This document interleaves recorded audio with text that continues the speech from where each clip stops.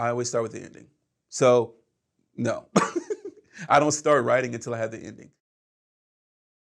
How did you learn to write stories? How did I learn to write stories? Wow. You start off with um, the whole save the cat situation. So here's a funny, it's not funny, but here's a story. So a friend of mine who actually is a director, um, I used to choreograph a show called It's Always Sunny in Philadelphia. And he was the director of those episodes that I choreographed. And now he went ahead and did WandaVision, all the episodes of WandaVision. Like he's in Game of Thrones. He's huge now. And so I said, hey, look, I want to actually learn how to write. What would you suggest? He was the one who said save the cat. So of course we're all told save the cat. So it started off with save the cat initially. At the same time, I was going to school, so I learned writing through that, and that was not save the cat, but it's basically the same beats. Um, so that's how I started writing. And then I went ahead and worked with Pilar Alessandra, who's like a mentor of mine. And I went and took her class. She has she has a book that she has as well regarding screenwriting. And I've taken her course, many of her courses. I've looked at Film Courage, and I've looked at other um, videos regarding, structure and what have you. And so I think when you look at my writing, it's changed over time. It's evolved. It was very save the cat at first. And then I kind of just, slowly but surely just went down to, okay, what exactly do I need what are the basic elements that I need? And so I kind of just focus on 5 main things, knowing that there are things in between these 5 things that I need to have. I need to have conflict, obviously, which helps to change your protagonist over time. And so I always start with the ending so initially I come up with an idea. Okay, there's an idea for something that I want to write. Great. What do I want to say? What's the theme? So I go there first. If I can, I come up with a logline, and I kind of use that as my North Star. That way I remember, okay, it's always about this moment. That may change over time. Then I go ahead and I do the ending. How do I want this character to end by the ending of this TV show, pilot, or movie? What do I want to have them end? And then I start them the exact opposite in the very beginning. So I have 2 pieces that I need. I know I need an inciting incident, what sets them off on their journey. They get this letter that came out of the blue. They open the door and there's a dead body. Something that happens, that's the inciting incident. So that's there. Then I need a midpoint, some kind of twist that happens in the middle. And then I need an all is lost moment. So I have those 5 points. And then from there, I go ahead and I start making beats. So knowing that I need to get to these 5 points, then I begin to create a beat sheet. And the beat sheet is literally just, okay, then this happens, and then this happens, and then this happens, and then meet this person, and then this happens. And it's blah, it's everything. There's nothing that's off limits. And a lot of it doesn't get used, but some of it does.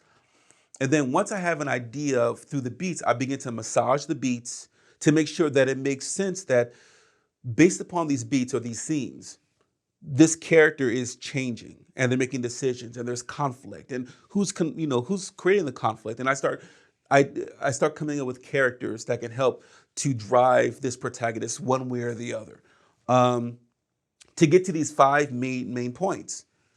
And then after that's done, and then I create an outline. And my outlines are very detailed. What I typically do with my outline is I take my beats that have been approved, that I'm going to go with, and then I put them on a Word document, something like that, and I put down location, exterior, interior, location, day, night. Underneath that, in parentheses, I put down the name of the characters that are in the scene, and then I put down a summary of what the scene is about. What does each character want? Sometimes I'll even fill some dialogue. I'll throw in some dialogue in there that will be temporary dialogue that I'll change later on, but just get an idea of what it is. And I do that for all the beats until I'm done with the whole thing. And when I'm done, then I copy this and I paste it into Final Draft. And now I have my outline. And the reason why, I know not everybody uses an outline, but there are going to be times when you are on a paid project, they're going to ask you for an outline. And so it's a good habit to develop the habit of outlining, because sometimes you'll have to, that's part of your deliverable to a network. that you need to have an outline. So once that's done, now it's like 15 to 20 pages. And when I have that, I'm gold. That's why it takes me such a short amount of time to write, because at that point it's just dialogue. At that point, I know what the characters want. I know who's in the character. I know who's in the scene. I know the location. I know if it's day or night. I've done all the hard work. Now it's just about, let's go have fun. Let's write. How do we get there in the scene?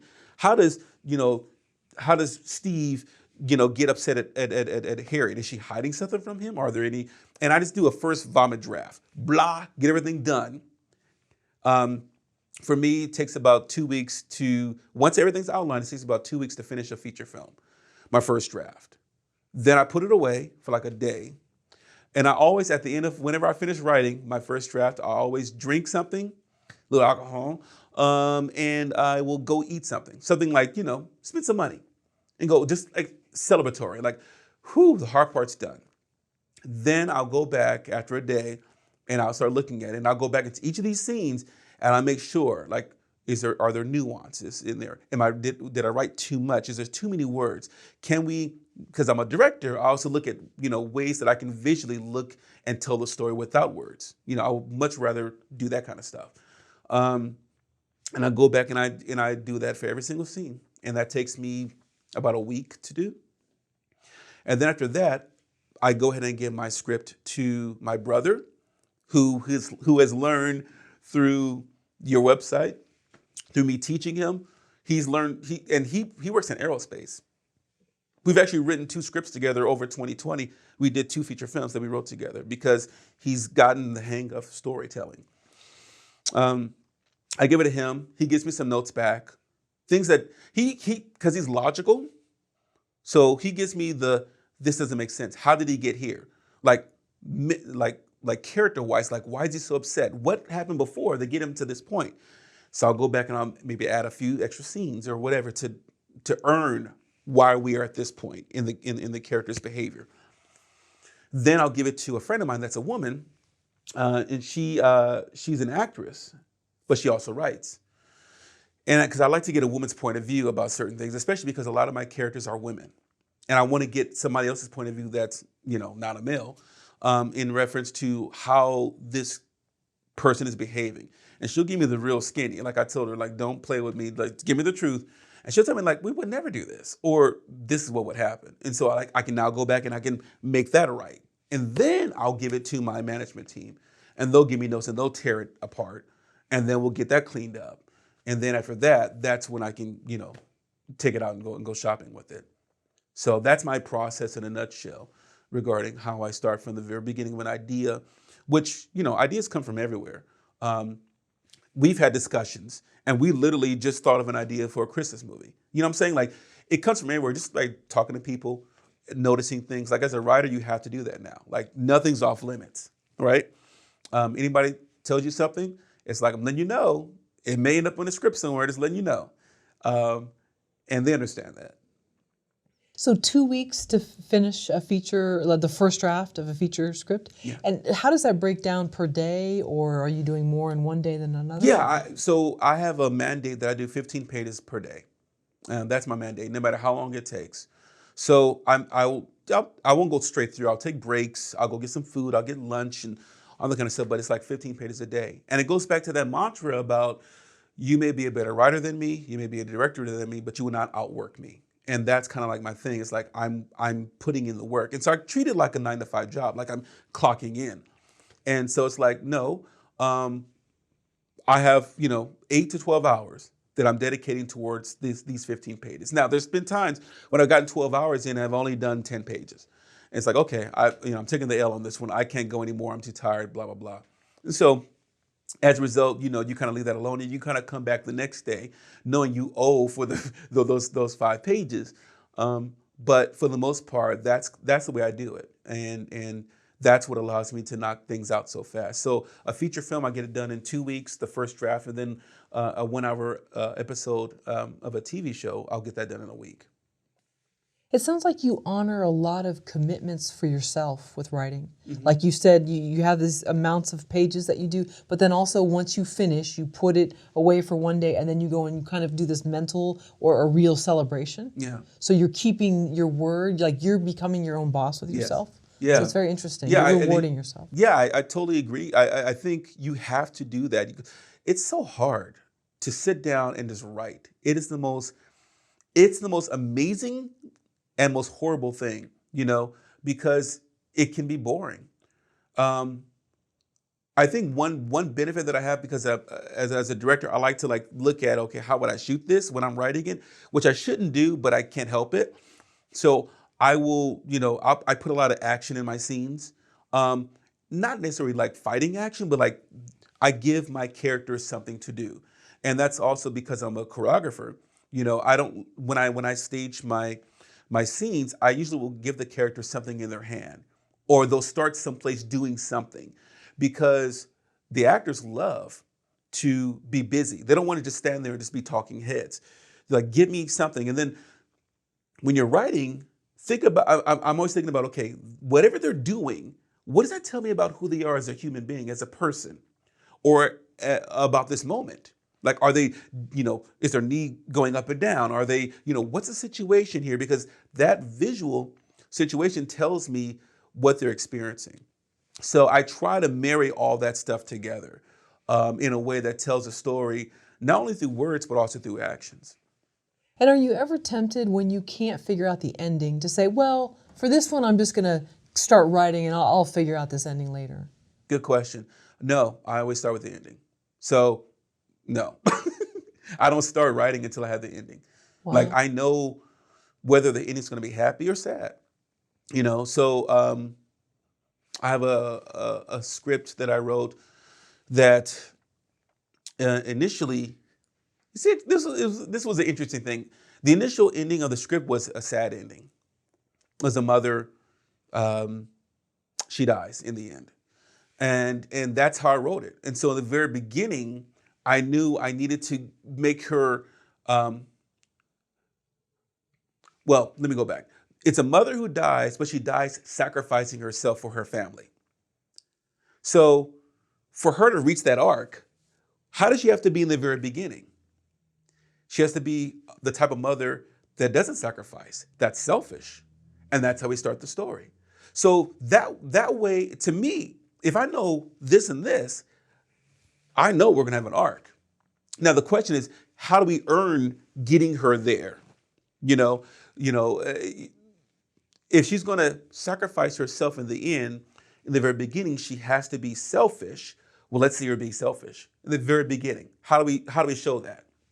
And so that's how we get into the story. And that's how I do all my scripts. That's how I started. I started with the ending because it's easier for me to understand the beginning.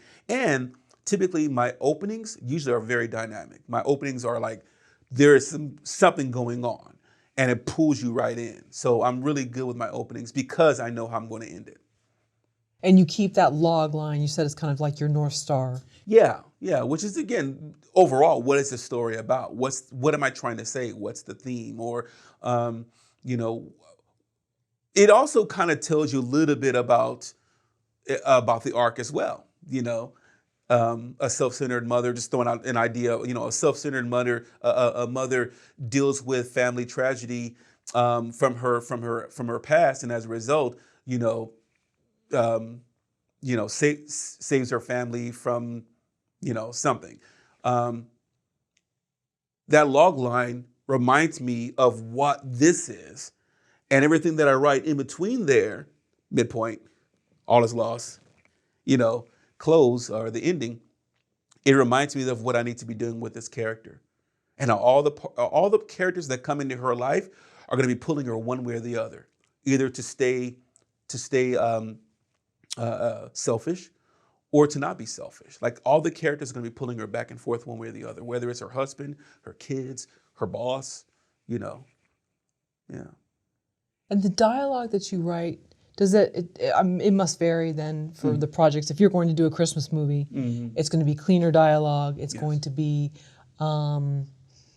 maybe more on the nose. Yeah. Dialogue. Ooh, that's a very good point. Um, that's where I do try to buck the system a little bit. I try not to be so on the nose, even with those situations where it's pretty much a paint by numbers story in the sense that we know what a Christmas movie usually entails. I try to find moments of nuance, especially when there's emotional moments. So for example, A Stone Cold Christmas. You know, there's some dialogue back and forth between the woman played by Demetria McKinney and her ex-boyfriend, or this guy that she used to date. And they are talking about the past, about things that happened, but I do try to hold back some things and to let the face of the characters, explain what happened. I do try to do that. So even with a Christmas movie, there's moments that you can do that. Maybe not a lot of moments, but there's a few moments that you can actually find nuanced ways of telling a story without being on the nose. And in that movie, it's about sort of a power-driven woman who's all about success, and Christmas is just another day to her. Mm-hmm. And then she sort of finds the meaning of Christmas through her own arc. It sounds like. Yeah, exactly. And she became angry because of a trauma that happened when she was a child. She had a kid. She had to give the kid up for adoption because she was a child, and her mother didn't approve, and so she gave this child up. And come to find out that the assistant that works for her actually is her own child, but we don't find that out until the third act. Oh wow! Spoiler alert. So this whole time she's been grooming this girl. And this girl is her own daughter. She never knew that. Oh wow! Until the very end. So yeah, there's a nice little emotional arc there. They're That all is, crying, yeah. and it's very weepy, and it's fun. It's a fun movie. So it's funny because that is my way of trying to buck the system by having this really cool twist in the end. But I still played within the sandbox. All the same beats are there. Right. There's a kiss at the end. There's snow falls. She's angry in the beginning and she's mean in the beginning, but by the end, she's a different person. But we started with the ending. Where do we want her to end up? We want her to end up finding love, realizing that this is her daughter, and now we have a happy family. In the very beginning, she's alone. She's angry. She has bad memories of her childhood. Yeah, so that's. Again, it's the same rule, even though it's in a different genre. And when you got notes on it, did anybody say like, "Ooh, that's a little"? You're talking about like an unwed, teen mother or whatever. That might be too taboo for a Christmas movie or something. Thank goodness for the network Bounce TV. They didn't feel that. I know for a fact Lifetime would not have gone for that. Mm-hmm. So this network, I felt like I can push the envelope a little bit. It was their very first movie of the week. And before that, they had like a whole bunch of like half-hour comedies and 1-hour dramas. And their drama, Saints and Sinners, is really crazy. So I think they were already groomed to accept some things, even though it was a Christmas movie.